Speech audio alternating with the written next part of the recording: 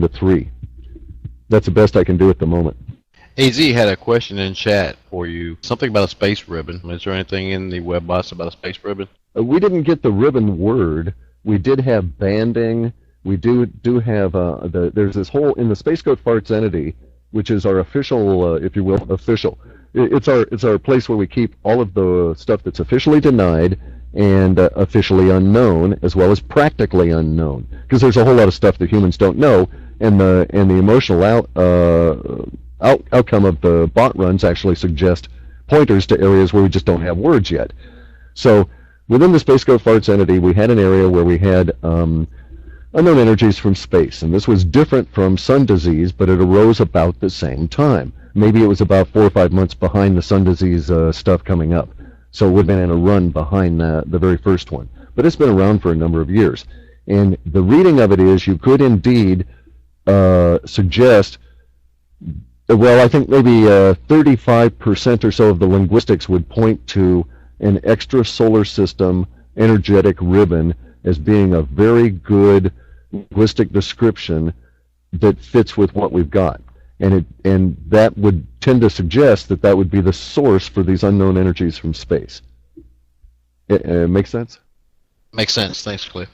Do the Webbots lean towards a specific prophecy as far as Hopi Indian, Mayan, biblical, Muslim? Is there any specific religion prophecy that the Webbots seem to align more with than another? Boy, that's a real tough one. I'm anti-religious. I think all religions are control structures. So I have a tendency to put that bias in and not really examine the religious elements very much. In terms of aligning with prophecy, I know about the various different linguistic elements of the prophecies because we analyze those repeatedly because they form emotional, cultural, common ties. So in other words, the prophetic visions of the Hopi, as an example, would have language in them that would represent the entire Mesoamerican structure of prophecy, and we can reconcile that with other linguistic structures and extract emotional, cultural profiles, if you will, which we use in our work in doing the analysis. So we go that far. However, the data within the bot runs themselves doesn't really tend to align with a prophetic vision. It more comes down to we're really friggin' doomed. A lot of it seems to be unknown energies from space and a sun disease, and it's up to anybody's guess as to whether the Hopi have it more right than some Sufi in the desert in Yemen. We don't have anything that clearly points to one religious group over the other being correct. Now, we do have all kinds of stuff that has a tendency to not denigrate, but to reveal religions in a new light relative to the linguistic patterns within them, especially being able to slice and dice the religions into the faith-based versus the working kind of religions like Buddhism or that kind of thing, where you're supposed to work towards the path as opposed to simply believing. And there's a whole lot to suggest that the faith-based religions, primarily at this point, Christianity, Judaism, and Islam, are heavily manipulated, and anybody with a sound mind should stay away from anything relating to organized religion within those groups, just because there's so many linguistic traces back to evil people that are shouting things out in, like the Council on Foreign Relations and in the Bilderbergers. I mean, they're even announcing that they're paying off the imams and paying off preachers to be part of their control structure. It's in a lot of their text. There was a couple questions, this is Rush again, that came up about these orbs that are flowing through and around the sun. Is the Webbots picked up anything on that? We have language within Space Goat Farts that deals with all of these under the official category of unknown.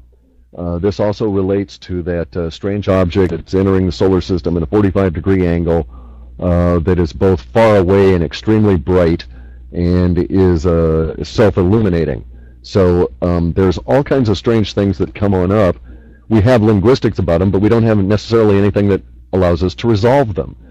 Bear in mind that it's very much like, this is not a, how do I want to say it? This is not a database that is unpopulated. or that is, how do I say this? It's kind of like an island.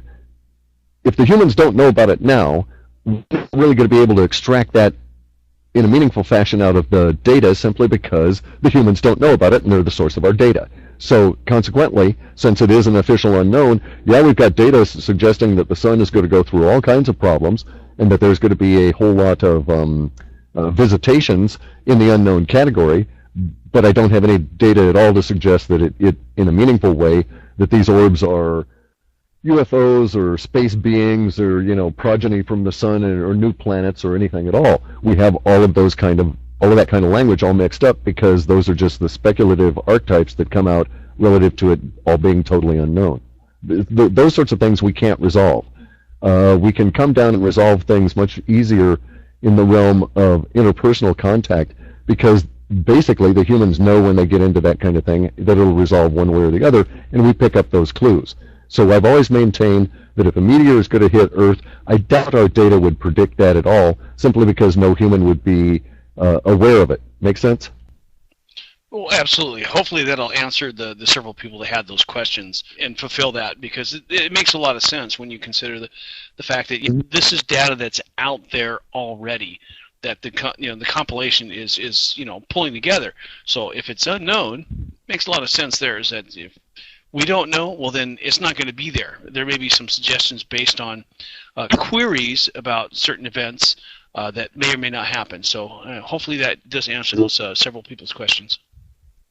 That you have to understand how we have to look at this too, because when I come on into it, I go to that scatter graph that I was describing in the IntelliCAD program, and within each one of these pixels, a pixel represents an entire structure that may have 5 words in it that tie over to the lexicon and bring back perhaps 10 or 15 additional descriptor words, or they may tie over to the lexicon and bring back 20,000 words.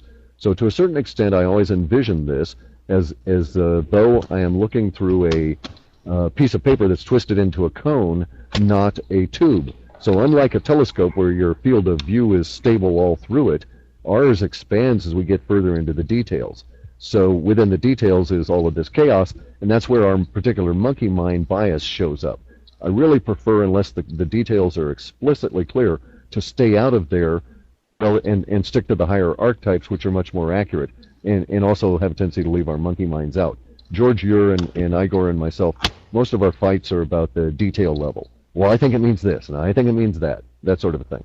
Clif, I'd like to ask you, since you compile a lot of data and a lot of it is very forward-looking, do you think, in your opinion, I'm not wishing to ask you to deploy your monkey mind or anybody else's, but do you think that there is one singular event or perhaps a short series of events that you see as a valid signpost, as basically a trigger event, kind of the start of it all? Do you see anything up ahead that if such and such an event happens, it's on?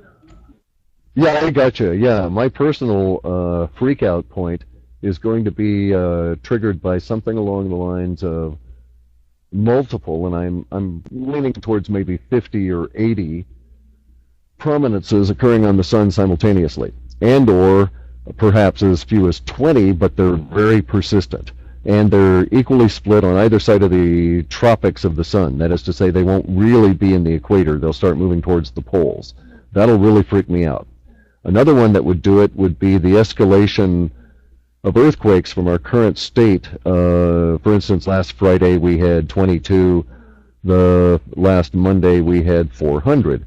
More or less meaningful quakes on the planet. If we get to the point where we're having 4,000 or 5,000 a day, and then I'm going to be sitting around basically waiting for a very short period of time and seeing that would rapidly escalate to where those 4,000 a day might become 4,000 meaningful shakes a day, 4 or 5s or 6s and above, and or 10 or 20,000 quakes a day suddenly jumping up to that number from about 4,000. Either one of those are really going to get my attention. One other one that we seem to think may exist relative, that we're getting clues from the space goat farts, is what can only be described as a electrical contact, if you will. Either a tube or a giant lightning bolt or some electrical discharge event that's interplanetary. In other words, if we're sitting here on Earth, we go out one day with our little goggles to look for the breakaway civilization up over our heads, and we see a giant electrical bolt go from Venus to the sun. That will also get my attention and say, hey, it's about time to, make sure the boat's got all the stores in it, and make sure the tires on the trailer are good to go. Hey, Cliff, I got a quick question for you. On Coast to Coast AM, you mentioned something about the draft, but you guys didn't really get too in-depth about it. Can you tell us anything about that? The draft language is a descriptor that we've placed over really what is a intensification of the civilian population of the U.S. having to focus on the military and its role around the planet. So there's going to be a huge increase in civilian attention paid to all things military. Now,